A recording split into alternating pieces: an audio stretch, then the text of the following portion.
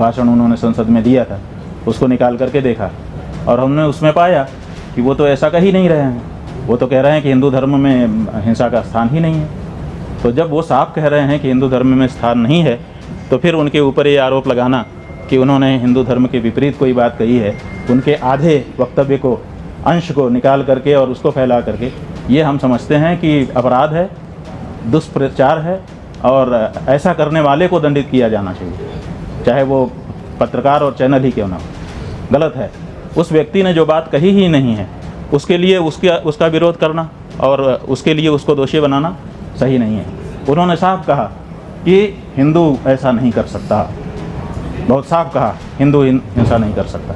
बाद में उन्होंने कहा कि जो लोग उनको उन्होंने अपने सामने जो अमुक पार्टी के सरकार के लोग हैं, उनको देख करके कहा कि आप लोग अपने आप को हिंदू कहते हो और हिंसा नफरत फैलाते हो। तो उनका कहना केवल उस पार्टी विशेष के लिए था। हिंदू समाज के लिए उन्होंने पहले ही, इसके ठीक पहले जो वक्तव्य दिया है उसमें हिंदू की बात कही है। तो हमने वो पूरी बात देख ली, इसलिए हमारे मन में उसके लिए कोई बात नहीं। हिंदुस्तान के इतिहास में 3 फाउंडेशनल आइडियाज हैं।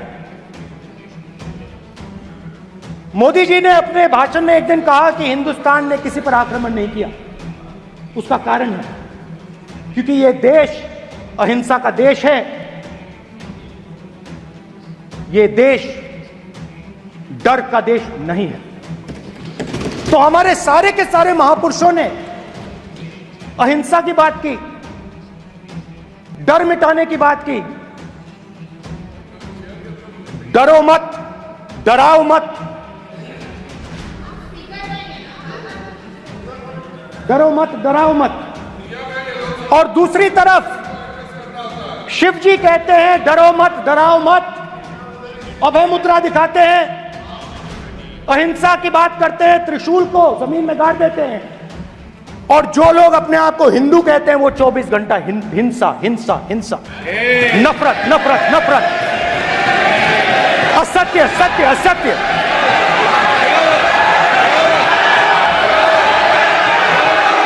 आप हिंदू हो ही नहीं।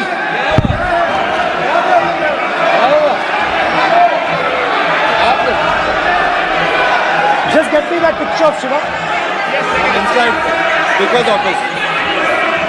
हिंदू धर्म में साफ लिखा है, सत्य के साथ खड़ा होना चाहिए, सत्य से पीछे नहीं हटना चाहिए, सत्य से नहीं डरना चाहिए।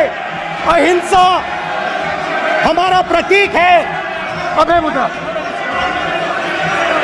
ऐसे कीजिए, अभय मुद्रा।